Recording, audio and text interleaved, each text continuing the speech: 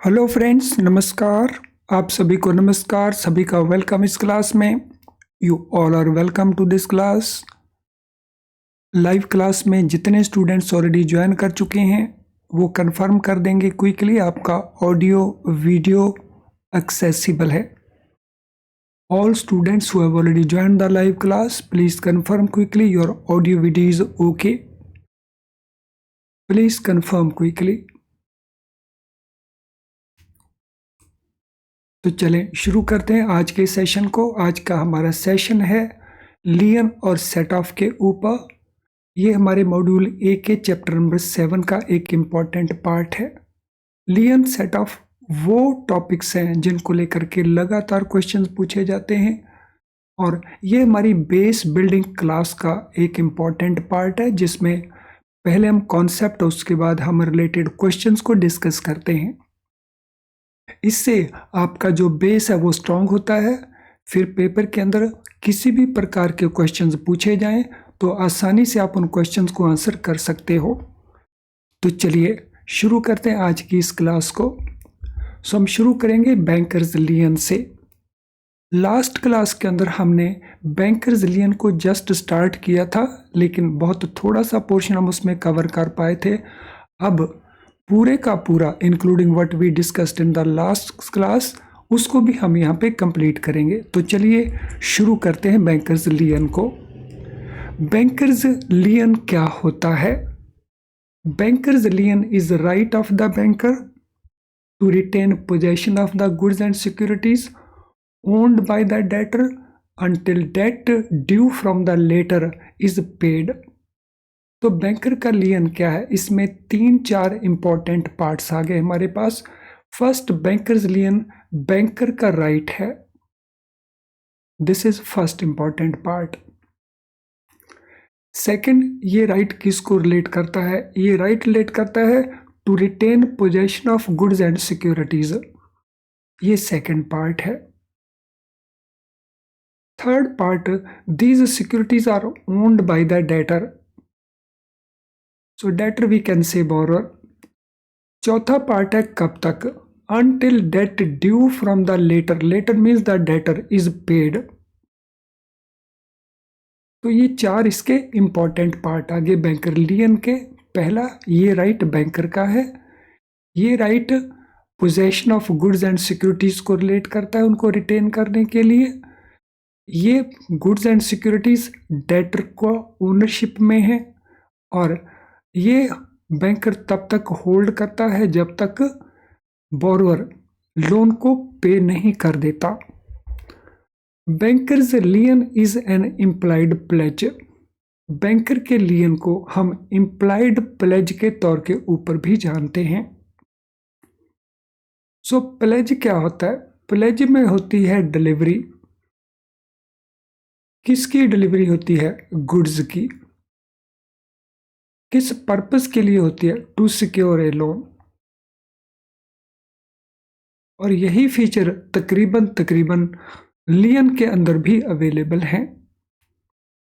सो इसीलिए हम बैंकर्स लियन को इम्प्लाइड प्लेज कहते हैं।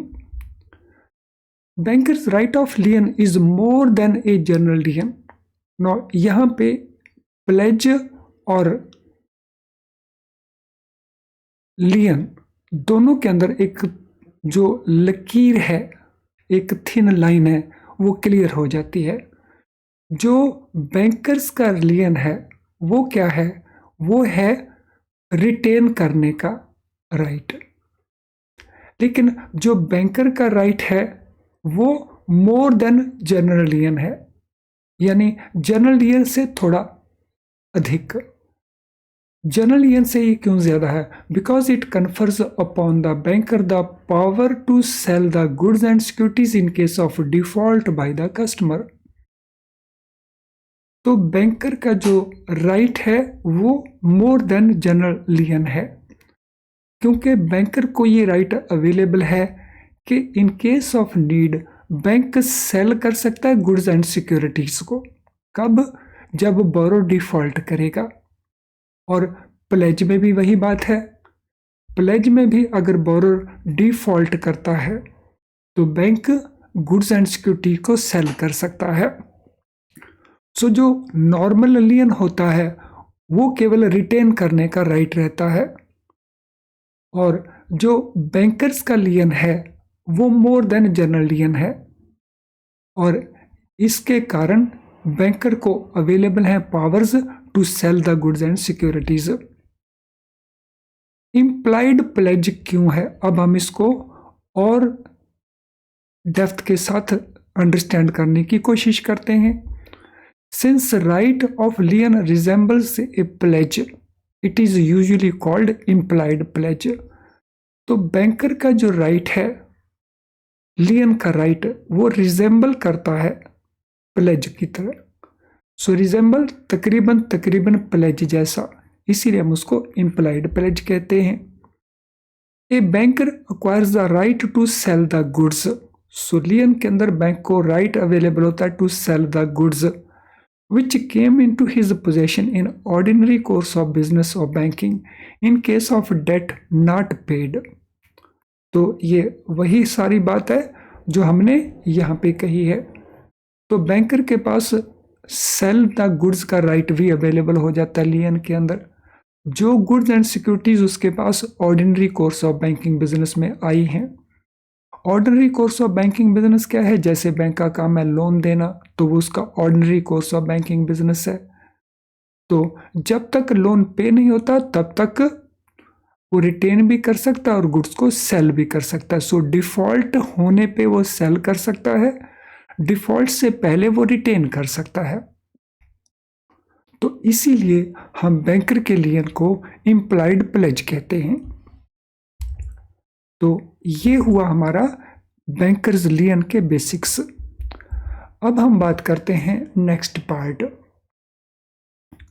Section 171 Indian contract act gives to the banker an absolute right of general lien on all goods and securities received by the banker.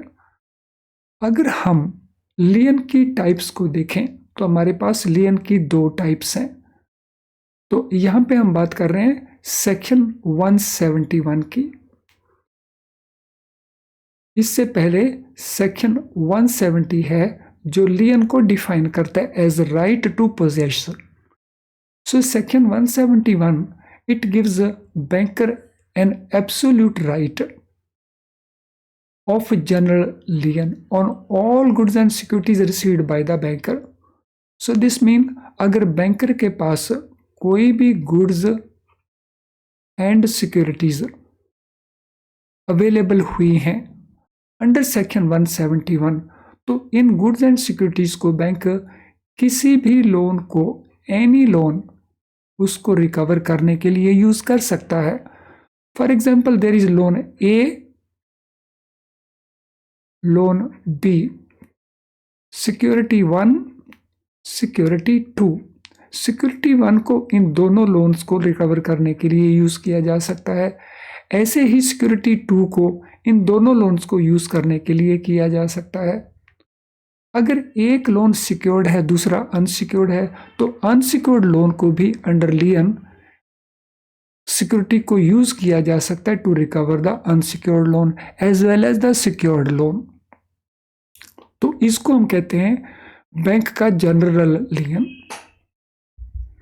When a customer inadvertently leaves a packet containing certain shares, certificate or life insurance policies or fixed deposit receipt of other banks, etc. while leaving the bank premises, banker will have no right of lien over those securities because those were not given to the banker in the normal course of banking business। अगर कोई customer bank में आता है और inadvertently, गलती से, जानबूझ के नहीं, गलती से एक पैकेट छोड़ जाता है जिसमें कुछ शेयर सर्टिफिकेट है, कुछ लाइफ इंश्योरेंस पॉलिसीज हैं, कुछ फिक्स्ड डिपॉजिट रिसीट है दूसरे बैंकों की, तो अगर वो बैंक प्रेमिसेस में छोड़ देता है तो उसके ऊपर बैंकर का लियन अवेलेबल नहीं हो सकता। So why banker's lien is not available on that, क्योंकि वो जो सिक्योरिटीज बैंक के पोजेशन में है उनका पोजेशन बोरोर ने नहीं दिया है, इसलिए बैंक को वो possession ordinary course, normal course of banking में अवेलेबल नहीं हुआ है। इसीलिए इन सिक्योरिटीज को बैंक, हालांकि वो बैंक के पोजेशन में है, इनके ऊपर बैंक अपना लियन का राइट यूज नहीं कर सकता। सो बैंकर का लियन कब अवेलेबल होगा? जब गुड्स एंड सिक्योरिटीज, इनका जो पोजेशन है, ये बोरोर देता है बैंक को, और वो भी लोन सिक्योर करने के लिए। तो ये इंपॉर्टेंट कंडीशन है। तो यहाँ पे हैंड ओवर नहीं किया गया पोजेशन बैंक को टू सिक्योर द लोन। यहाँ पे बैंक के पोजेशन में उसकी गलती के कारण ऐसा हुआ है, इसीलिए इन सिक्योरिटीज के ऊपर बैंकर का लियन नहीं हो सकता। आई होप यहां तक लियन का पार्ट एकदम आपको अच्छे से क्लियर हो चुका होगा।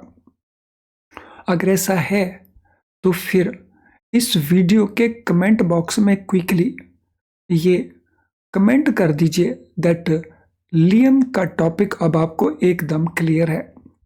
The topic of lien is very clear to you now. कर दीजिए कंफर्म, ये कमेंट डाल देंगे तो दूसरे और बहुत सारे स्टूडेंट्स हैं जो आपके कमेंट को देख करके they feel motivated to watch the video and take benefit. तो आपके कमेंट हो, आपका लाइक करना हो, ये दूसरे और बहुत सारे स्टूडेंट की हेल्प करता है, उनको मोटिवेट करता है to watch the video and take benefit of the content. चलिए, लियन क्रिएट करने के लिए अलग से किसी सेपरेट एग्रीमेंट या कॉन्ट्रैक्ट की जरूरत नहीं होती। सो नो सेपरेट एग्रीमेंट और contract is necessary for a lien. So necessary नहीं है लेकिन डिजायरेबल है। To record the transaction necessary नहीं है लेकिन डिजायरेबल है।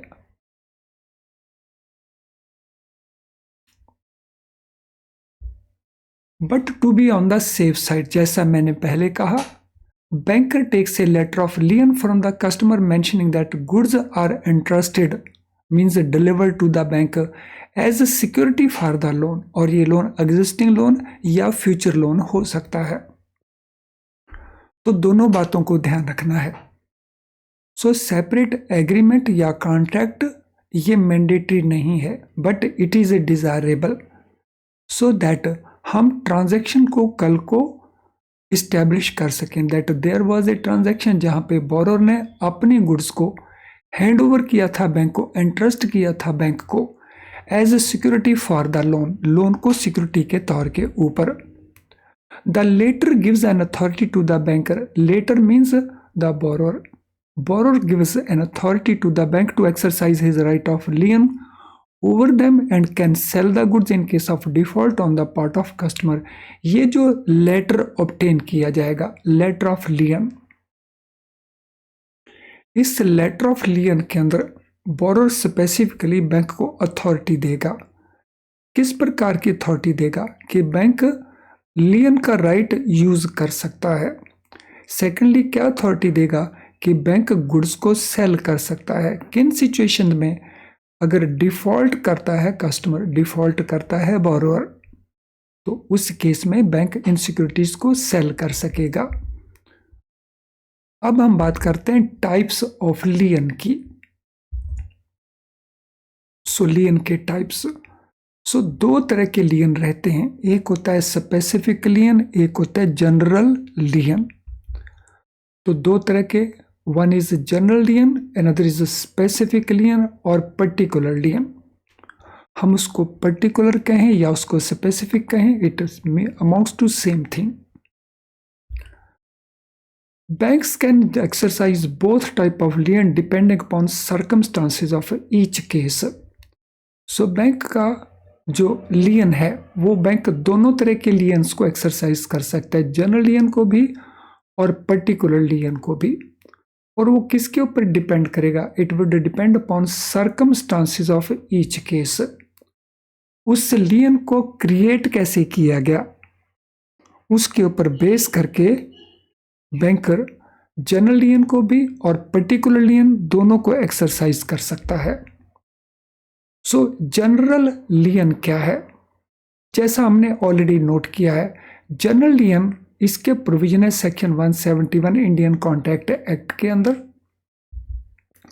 इसके मुताबिक bank in the absence of a contract to the contrary retains as security for general balance of account any goods billed to them। तो इसको अंडरस्टैंड करना इंपॉर्टेंट है। अगर हमारा कोई ऐसा कॉन्ट्रैक्ट नहीं है जिस कॉन्ट्रैक्ट में हम एक स्पेसिफिक सिचुएशन में ही लियन को यूज कर सकते हैं, यानी अगर हमने स्पेसिफिक लियन या पर्टिकुलर लियन क्रिएट नहीं किया तो हमें किस प्रकार का लियन अवेलेबल रहेगा? तो हमें जनरल लियन अवेलेबल रहेगा। और जनरल लियन क्या है? It is available for general balance of account on any goods bailed to the bank. Bailed mean delivered to the bank. जैसा मैंने एग्जांपल दिया था, अगर बैंक के पास 2 सिक्योरिटीज हैं, सिक्योरिटी 1, सिक्योरिटी 2, और 3 लोन है, लोन 1, लोन 2, लोन 3। अब हम इसको ध्यान से अंडरस्टैंड करेंगे। अगर सिक्योरिटी 1 केवल लोन 1 के लिए हैंड ओवर की गई तो फिर ये पर्टिकुलर लियन है, स्पेसिफिक लियन है। लेकिन अगर सिक्योरिटी 1 हैंड ओवर करते समय ऐसा रिस्ट्रिक्शन नहीं किया गया that it will be available for loan 1 only, तो that mean it will be general lien. So general lien में सभी सिक्योरिटीज सभी लोन्स को कवर करती हैं। अब हम बात करते हैं पर्टिकुलर लियन की। A particular lien gives right to retain possession only of the goods in respect of which charges और ड्यूज हैव अराइजन। जो पर्टिकुलर लियन है, पर्टिकुलर लियन के केस में क्या राइट अवेलेबल रहता है? पोजेशन का राइट अवेलेबल रहता है। सो पोजेशन का ये राइट किस केस में अवेलेबल रहता है? जिन गुड्स के ऊपर हमने कोई चार्जेस लेने हैं या जिन गुड्स के ऊपर हमने कोई ड्यूज को रिकवर करना है, तो वहां रहता है पर्टिकुलर लियन। पर्टिकुलर लियन की एक और एग्जांपल हम सिंपल ले सकते हैं। आपने अपना मोबाइल फोन मोबाइल रिपेयर वाले को हैंड ओवर किया, उसने मोबाइल को रिपेयर कर दिया। अब उसका चार्जेस रिकवर करने का पर्टिकुलर लियन उसके पास अवेलेबल हो चुका है। जब तक आप उसको रिपेयर चार्जेस पे नहीं करेंगे तब तक वो मोबाइल को अपने पास रिटेन कर सकता है, वो उसको बेच नहीं सकता, उसको बेचने का राइट नहीं मिला है, तो उसको केवल रिपेयर चार्जेस रिकवर करने का राइट अवेलेबल रहा है। और रिपेयर चार्जेस रिकवर करने के इस राइट को हम कहते हैं पर्टिकुलर लियन।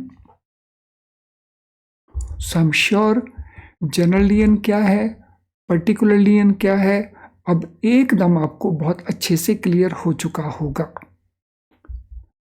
अब कंडीशंस क्या हैं लियन के अंदर? In order that a particular security falls under bank's lien the following condition should be satisfied. ये सुनिश्चित करने के लिए कि एक पर्टिकुलर सिक्योरिटी जो बैंक के लियन में आई है वो जनरल लियन के तौर के ऊपर अवेलेबल है, तो उसके लिए कुछ कंडीशन को सेटिस्फाई करना होता है। अब वो कंडीशंस कौन कौन सी हैं उनको देखेंगे, लेकिन उनको देखने से पहले इस इंपॉर्टेंट इंफॉर्मेशन को भी अंडरस्टैंड करेंगे। फ्रेंड्स, क्या आप अपना प्रेपरेशन IIBF बुक्स को यूज करके कर रहे हैं? अगर ऐसा है तो आपके सामने कुछ इश्यूज, कुछ प्रॉब्लम्स हो सकते हैं, जैसे डिफिकल्ट टू अंडरस्टैंड। इन बुक्स को जैसे लिखा है, इनमें जो कुछ लिखा गया है उसको अंडरस्टैंड करने में आपको डिफिकल्टी आती है, इसीलिए उसको बार बार करना पड़ता है और फिर भूल जाते हैं। उसके कारण आपको बहुत सारा टाइम कंज्यूम करना पड़ता है और टाइम आपके पास ऑलरेडी इश्यू रहता है क्योंकि आप होल डे बैंक में काम करते हैं। इन बुक्स के अंदर जो प्रैक्टिस क्वेश्चन दिए हैं हर चैप्टर के पीछे, वो इतने कम हैं जिससे प्रॉपर प्रैक्टिस नहीं हो पाती। आप प्रॉपर प्रैक्टिस करना चाहते हैं लेकिन आपके पास क्वेश्चंस नहीं हैं, तो इन प्रॉब्लम्स का सॉल्यूशन क्या है? इनका सॉल्यूशन है हमारे best quality low priced video lessons. इन वीडियो लेसन्स के अंदर हम जो कंसेप्ट आपको समझाते हैं वो बहुत सिंपल करके समझाते हैं, जिनको आप आसानी से अंडरस्टैंड कर जाते हैं और देर तक याद रखते हैं, और ये क्विकली अंडरस्टैंड हो जाते हैं। इससे आपकी दोनों ही ये इश्यूज सॉल्व हो जाते हैं और इनके चलते आप आसानी से पूरे सिलेबस को कवर कर पाते हैं। और हमारा क्वेश्चन बैंक, जिसमें आपको मल्टी चॉइस क्वेश्चंस अवेलेबल रहते हैं बहुत सारे, तो उसके बेसिस के ऊपर आप बहुत सारे प्रैक्टिस क्वेश्चन कर सकते हैं, जिससे आपकी प्रॉपर प्रैक्टिस हो जाती है। हमारे मेमोरी रिकॉल्ड क्वेश्चंस यानी प्रीवियस ईयर्स के क्वेश्चंस जो हम एग्जाम के जस्ट पास जा करके रिलीज करते हैं, अगर आप उनको यूज़ करते हैं तो उनका आपको एडेड एडवांटेज मिलता है। यानी कुल मिला करके अगर आप इनको यूज़ करते हो तो आपका मिनिमम मार्क्स स्कोर करने का जो टारगेट है उसको अचीव करने में आपको बहुत आसानी लगती है। अगर ये सब कुछ अवेलेबल है तो है ये अवेलेबल हमारी ऐप के थ्रू या हमारी वेबसाइट के थ्रू। सो हमारी वेबसाइट को लॉग इन करें, इसके इस सेक्शन में जाएं और तुरंत इस सर्विस को यूज़ करना शुरू कर सकते हैं। तो चलिए अब हम चलते हैं लियन के अगले पार्ट को कवर करने के लिए। सो हम देख रहे थे कौन कौन सी कंडीशंस हैं जो सेटिस्फाई होनी चाहिए कि बैंकर का लियन बैंकर को अवेलेबल रहे। तो बैंकर के लियन के लिए these are the conditions. Property means goods and securities should come in hands of bank in its capacity as a creditor. तो बैंक के पास ये जो सिक्योरिटीज आई बैंकर के पोजेशन में, वो किस कैपेसिटी में आनी चाहिए? Bank as a creditor means bank ने लोन दिया हो। जैसे शेयर्स के अगेंस्ट हम लोन देते हैं, तो शेयर्स के अगेंस्ट हमने लोन देना है और शेयर्स हमारे पोजेशन में आने चाहिए as securities to secure this loan. There should be no entrustment of special purpose which is inconsistent with the lien. जो पोजेशन हमारे पास आया, जो सिक्योरिटीज हमें प्रोवाइड की, वो इस प्रकार से नहीं आना चाहिए कि उसका कोई स्पेशल पर्पस था। फॉर एग्जाम्पल, अगर यही शेयर्स बोरोर हमारे पोजेशन में देता है कि इनके ऊपर आप डिविडेंड रिसीव करो, या बैंकर कहता है कि इनको आप सेल करो, तो वो एक स्पेशल पर्पस हो गया। तो जब उसने हैंड ओवर किया फॉर ए स्पेशल पर्पस, तो लियन क्रिएट नहीं हो सकता, because that is inconsistent with the lien. There should be no contract expressed और implied to exclude the lien. ऐसा कोई भी कॉन्ट्रैक्ट नहीं होना चाहिए। Express contract means in writing, implied contract means जो बिहेवियर से, ट्रांजैक्शन से पता चलता हो। तो ऐसा कोई ट्रांजैक्शन कॉन्ट्रैक्ट नहीं होना चाहिए जिसमें लियन को एक्सक्लूड किया हो, यानी जिसमें स्पेसिफिकली लिखा हो कि ये लियन नहीं है। The possession of the goods and security must be in the same right as account of the customer. जो गुड्स एंड सिक्योरिटी का पोजेशन हमारे पास आया वो सेम राइट में होना चाहिए जैसा अकाउंट ऑफ द कस्टमर है। सो सेम राइट का मीनिंग क्या होता है? Same right same capacity. तो इसकी कई सारी एग्जांपल अभी हम लियन के अंदर करने वाले हैं। No application of the right, तो ये राइट हमें कब अवेलेबल रहता है? एप्लीकेशन ऑफ द राइट,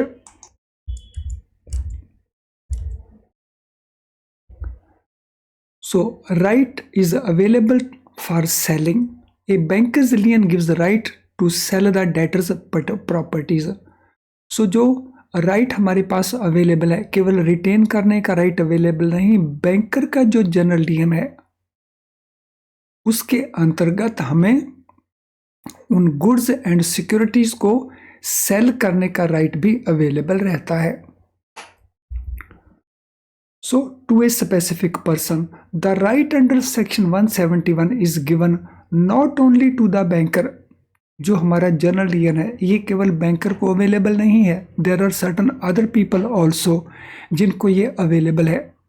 इन लोगों में फैक्टर को अवेलेबल है, वारफिंजर्स को अवेलेबल है, अटॉर्नी ऑफ हाई कोर्ट्स को अवेलेबल है, और जो इंश्योरेंस पॉलिसी ब्रोकर्स हैं उनको अवेलेबल है। ये क्वेश्चन भी अलग से पूछा जाता है कि जो जनरल लियन है वो किन किन को अवेलेबल है।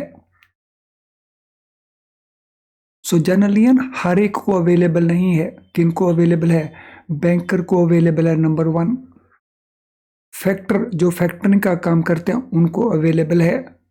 जो वार फिंगर्स वेयर हाउस वाले हैं उनको अवेलेबल है।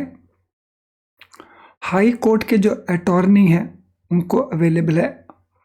इंश्योरेंस ब्रोकर हैं, पॉलिसी ब्रोकर्स हैं, उनको अवेलेबल हैं। इनको छोड़ करके जनरल लियन और किसी को अवेलेबल नहीं है। और जैसा हम ऑलरेडी नोट भी कर चुके हैं, जनरल लियन के लिए इन लोगों की फेवर में किसी सेपरेट एग्रीमेंट की जरूरत नहीं है, लेकिन फिर भी सेपरेट एग्रीमेंट लेना एक डिजायरेबल सिचुएशन है। Now against the customer, the right is exercised on the goods and securities of the customer only। जो राइट हम यूज करेंगे बैंकर का, जनरल लियन का राइट, वो हम गुड्स एंड सिक्योरिटीज के ऊपर यूज करेंगे। और वो गुड्स एंड सिक्योरिटीज किसको बिलोंग करते हैं? हमारे कस्टमर को बिलोंग करते हैं। The right can not be exercise when debtor has a joint account. तो यहाँ पे हमने बात की थी कि सेम राइट, तो सेम राइट का मीनिंग क्या बना? सो सेम राइट का मीनिंग बना कि अगर गुड्स ए एंड बी के नाम के हैं और लोन ओनली ए के नाम का है, तो उस केस में ये सेम पर्सन नहीं है। So A and B jointly is a different person.